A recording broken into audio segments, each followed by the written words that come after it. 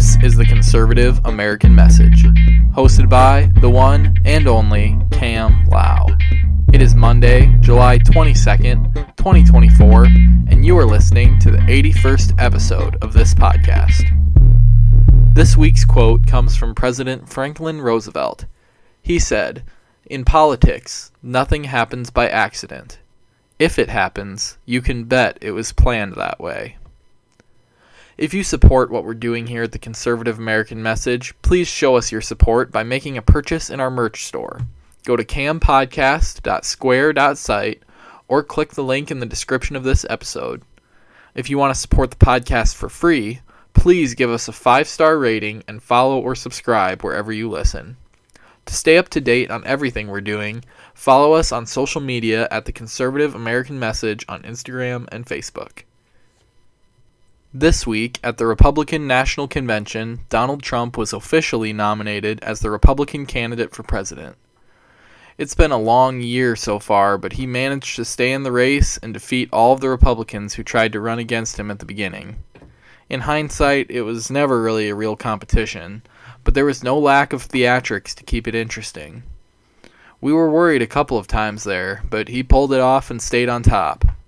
I'm extremely confident in Trump to pull off a win in November, especially considering some of the more recent developments that we'll get to later on. But Trump is dominating the polls, especially after he survived an assassination attempt last week. The attack on Trump's life is certainly one of the most notable events in American history. Much still remains unknown and likely will continue to be unknown indefinitely. The shooter is being portrayed as this lone wolf with no outside connections, but the mainstream media's narrative just doesn't cut it these days. There are many alternative theories on the fringes of the media, on podcasts and social media, that are at least speaking more truth than the cable news shows are. There are so many questions surrounding the attack, and so much that just doesn't add up.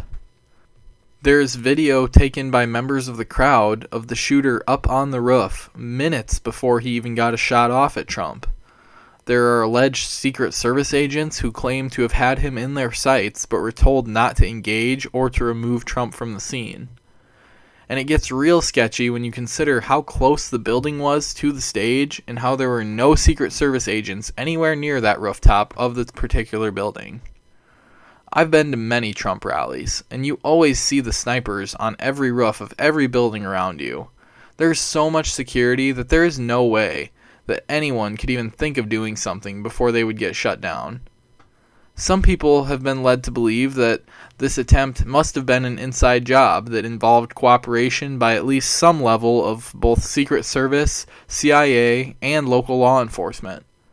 And it's hard not to think so when the head of Secret Service says, well, the reason that there were no agents placed on the roof is because that it was too slanted.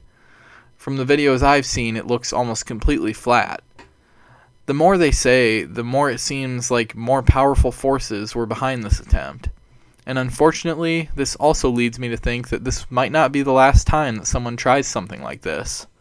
At least this attack did make Biden finally give Secret Service protection to RFK after he's had several people attack him. But Trump has a huge target on his back.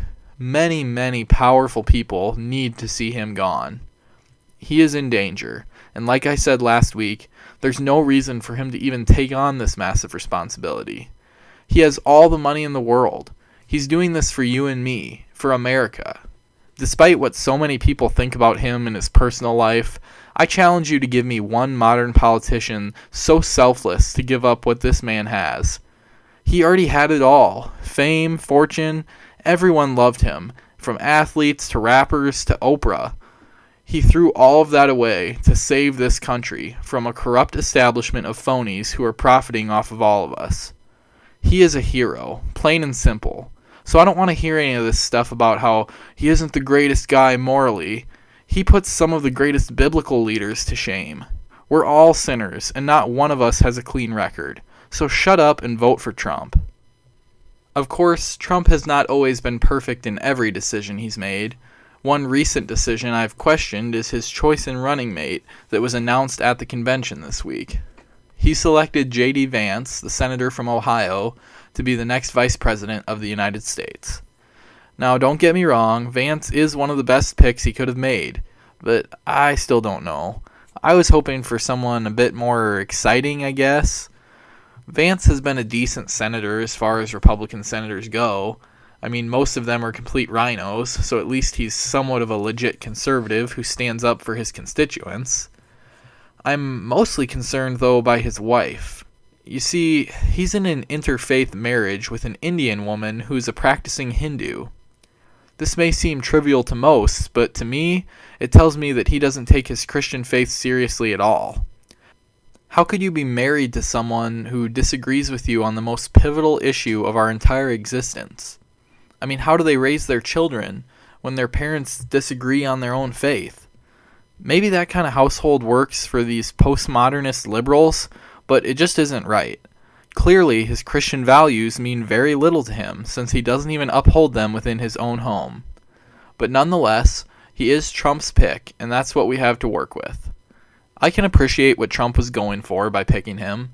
I mean, he's only 39, which gives him oodles of time to carry on the MAGA movement long after Trump's time. But if young was what he was looking for, there were others who may have been better choices. Vance has also said some pretty negative things about Trump in the past, and Trump usually doesn't forget that type of behavior.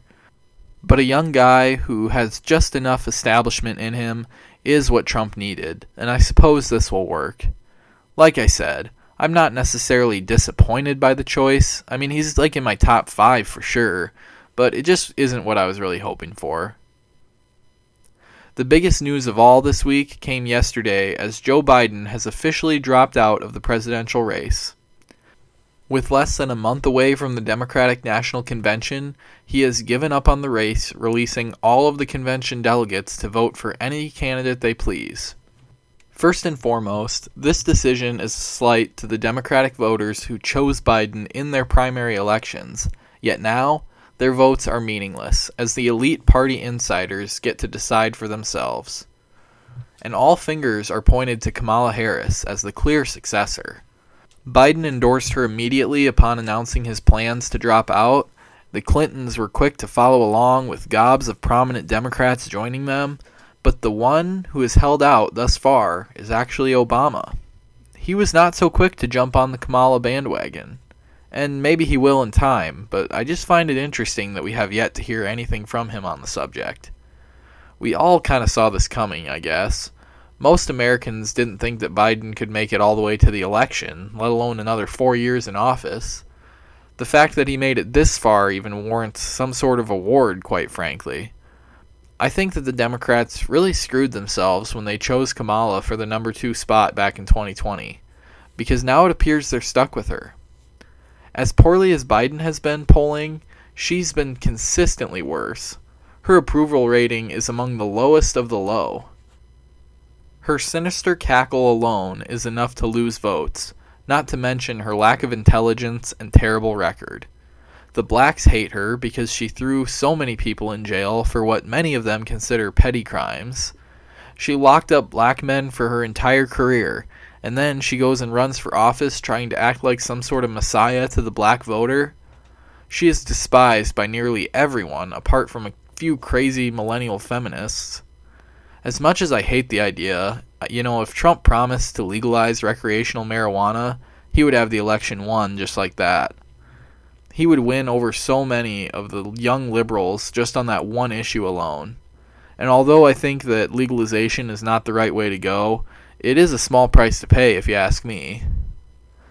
Regardless, I will be genuinely surprised if Kamala actually receives the Democratic nomination. And she still has to find a running mate to win over her party. She just doesn't have a chance. But look guys, it doesn't even matter because it makes no difference who they run. Vivek Ramaswamy posted on X yesterday and said, "We're not running against a candidate, we're running against a system." And that's so true. The actual individual that puts their name next to the D on the ballot has no impact on the policies that will be brought about. We are fighting something so much bigger than Joe Biden or Kamala Harris or even the Clintons for that matter. The last few weeks have made me feel more confident in a Trump victory than ever before. I think the only thing that could derail the Trump train now is election fraud. But we can't even begin to get in all of that today. This election season is turning into one of the most craziest, eventful ones in a long time. I'm all here for it, though, because this is politics in action. It's messy, it's disgusting, and it's so fun all at the same time. Before I end the show, though, I'll leave you with this. You can be sure of one truth this election season. For the absolute best commentary on whatever happens in the coming months, tune in to the Conservative American Message. I'm Cam Lau. That's all I have time for. Thanks for listening, guys. I hope we offended you. Have a great week and stay conservative.